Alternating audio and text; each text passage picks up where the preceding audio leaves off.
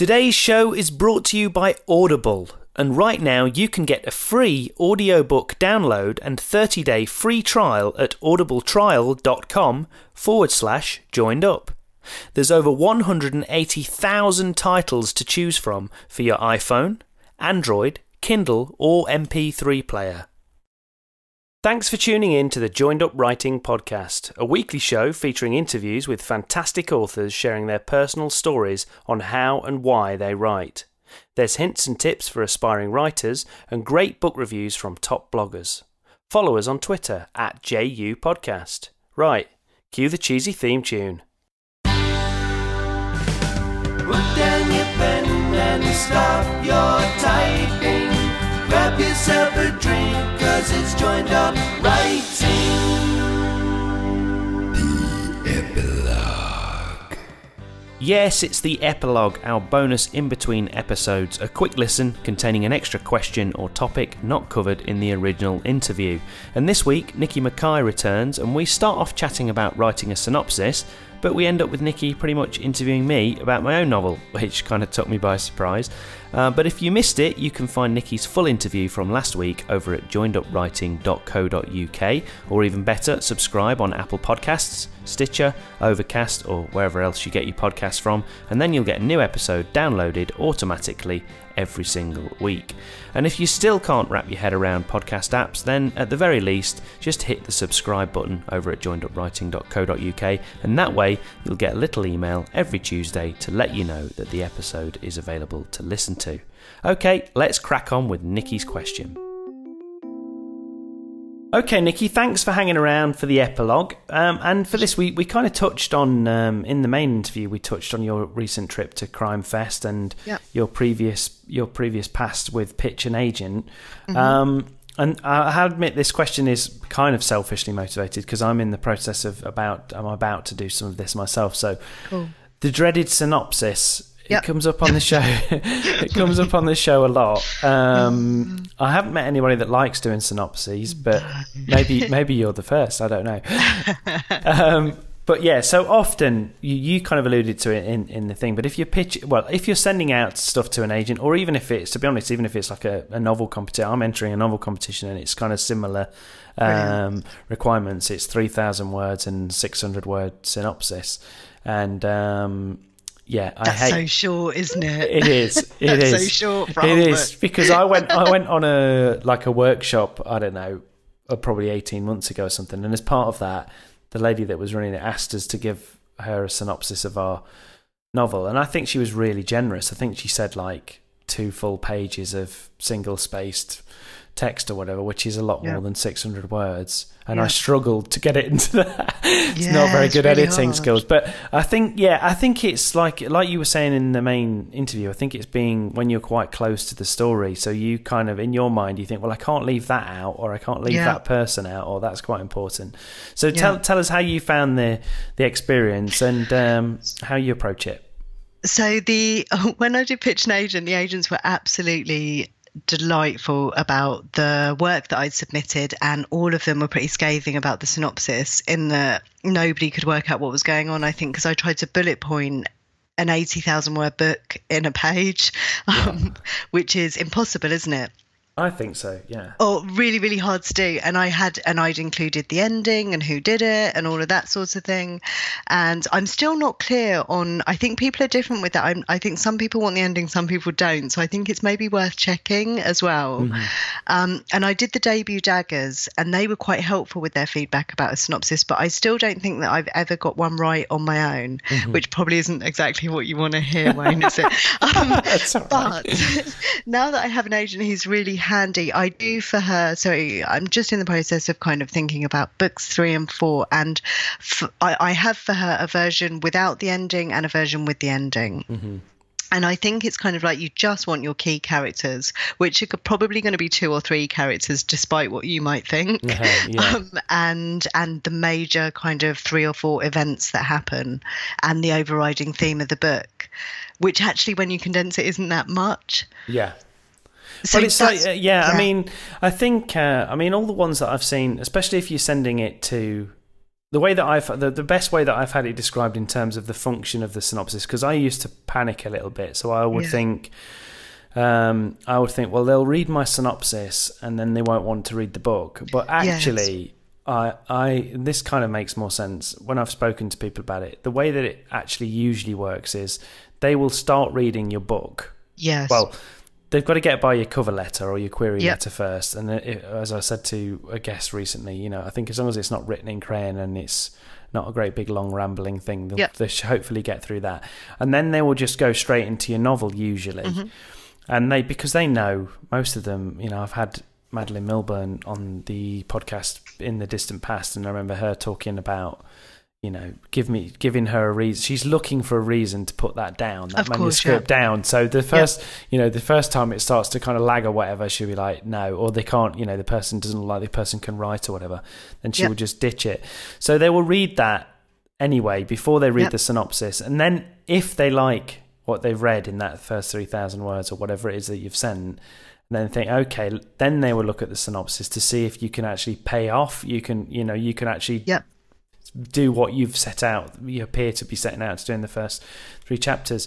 So I think once you kind of know that, to me, it kind of takes the pressure off. I mean, the other thing is everything I've read about it is, don't write it in the same style as the novel. Don't try and emulate the voice of your character or anything like that, and don't be flowery or anything. Just literally just write what happens. And I haven't met anybody, or I haven't read anything that says they don't want the end. Usually they do, because it tends to be, like I say, they want to know whether you can pull it off. Probably. They Where is this going? I've just had a vision when you were speaking of writing one of the characters. Like, do people do that? Like, the synopsis is one of their characters. So I guess that's the thing, isn't it? It's like a factual thing. Because there's so many. I mean, you've probably had it the same with films and books that you've watched or read, where the premise is absolutely terrific, and you're like, oh my God, this is fantastic. And then at the end of the day, it just doesn't deliver. It doesn't, or they cheat, or it just peters out or whatever. So I guess it's to see that. It's like, Lost. I'm going to say Lost. I'm going to throw that out there. 8 years of my exactly. Yeah. Well, I didn't. It's all a dream. I think I kind of spotted it. I watched the first series, and I thought, when they said they were going to do another one, I thought, hang on a minute. Oh, Wayne, I'm so jealous. Yeah, I know. I know. I thought, hang on. No, I don't like the look of this, where this is going. I'm just hoping. I'm watching Westworld at the moment, and I'm hoping that Westworld's brilliant. Okay, all right. Okay, I'll add that to my... If you liked Lost, Westworld is absolutely brilliant. But it is one of those, if you miss 20 seconds of it, you can be completely bewildered. It's just so complex. It's because it keeps scooting around in time and things. So it sounds excellent. It's brilliant. It is brilliant.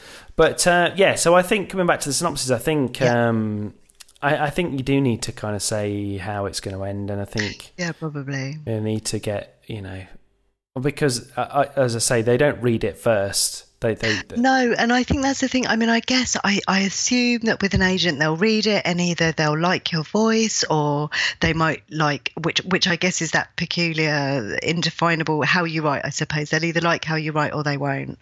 Absolutely. Or they might have somebody who writes exactly the same already on their list. and maybe pass, there's all sorts of reasons people might pass you. And I guess the synopsis is just whether you have managed to write 80,000 words with a beginning, middle, and end, maybe. As well. Yeah, absolutely, and that you kind of know how to tell a story, I guess, that's the thing that they're looking for. So so that's where I am at the moment. I'm just polishing. Oh, how exciting! I'm just polishing. I'm finding that bit's not so bad, because those chapters have been knocking around for ages. So they've gone through quite a few revisions. Before it's the rest of the book. Or it drops off the cliff. Yeah, exactly. Yeah. My first 3 chapters were great. Don't ask for the full manuscript. So it's a competition that I'm entering in initially. So it's not so it is based on just the first 3 chapters. And what are you writing, Wayne? Which genre are you writing? Crime. Am I allowed to ask? Oh, fantastic. Yeah, it's crime. It's first person crime. Brilliant. Sweary first person's crime. It's basically an aging safecracker. It's a guy that can open safes, but with only his hands, heightened sense of touch. He doesn't use a stethoscope. He doesn't use explosives or anything like that. He can literally lay his hands on a safe and open it, which sounds far-fetched, but there are actually people in the world that can do that. There's actually like a big world championship safe cracking tournament. But so he's pushing 60, and he's done a big job sort of 20 years before, and his wife's very, very ill, and he has to come back from life on the run to get some more money to be able to pay for her care. Well, that's what it looks like at the beginning. So it's the kind of one last job kind of it sounds amazing trope. But so that's what I'm writing at the moment. Well, I say writing at the moment, I've been writing it for a long time. But fantastic. Is it finished one way or another? Yeah, it is. I've written a zero draft, and I'm just about to finish what I am now calling my first draft, because actually the story makes sense now, and I've got a few beta readers that are probably listening to this and thinking, yeah, when are you going to send it? You said you were going to send it at the beginning of the year. It's good to have the pressure. Yeah, exactly. Yeah. But it is coming, and so it's going out into the world this year. So I'm looking forward to with trepidation of getting it out there. So I figured I'm entering this competition not with a view to any realistic thoughts of like winning or anything like that, but it's as much as anything else, it's making me knock the beginning of the novel into shape. It makes you get it together, doesn't it? I did the debut daggers, and I didn't at the CWA debut daggers, and I didn't get anywhere with it, but it was such good practice. It meant I then had the pack ready to go, and I did edit again, but I had that discipline of making sure that it was all polished and together. It's such good practice. That's the idea. It's having the deadline, because it's just been it's too open-ended otherwise. I mean, I suppose, as you say, when you went to do your pitch and agent, it was great, you enjoyed it, but you were terrified before, am I right? Oh, absolutely. Oh my God, like terrified. I had to walk into a room and it was like 3 really well-known agents. And then I made the mistake of looking at the authors they represented before I went in and was like, oh my God. And then somebody said elevator pitch. So I was Googling that the night before to find out what the hell an elevator pitch was. And then I realised how much swearing was in my book and whether I could send an apology message before, and all sorts of things. Of course. And I'm still like that now. Everything I say, I think I don't know that it ever goes, I guess. I think it's part of it. Yeah, I mean, I think Joanna Penn calls it comparisonitis or whatever it is.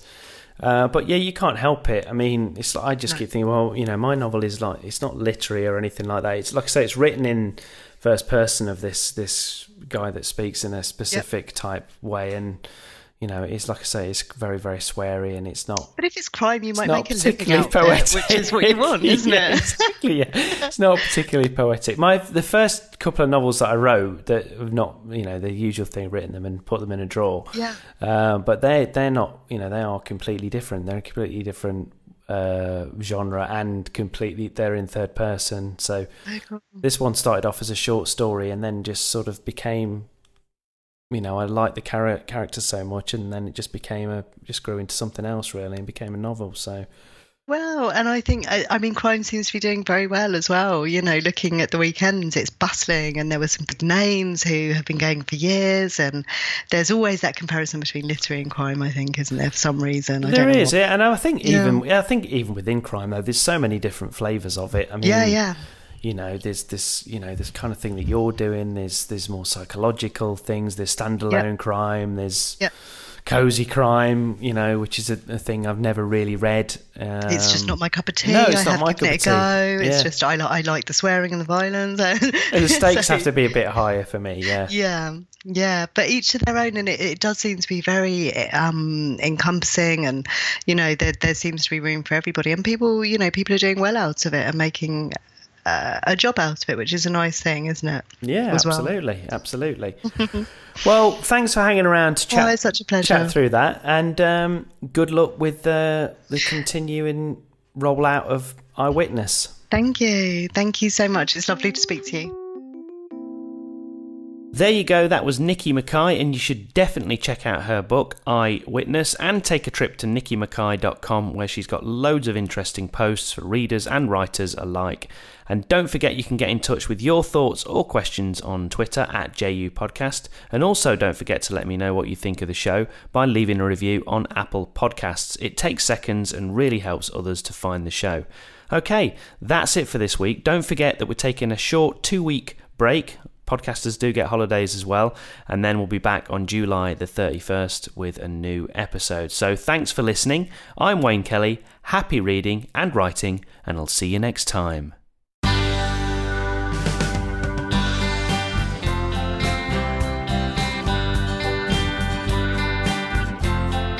Joined up right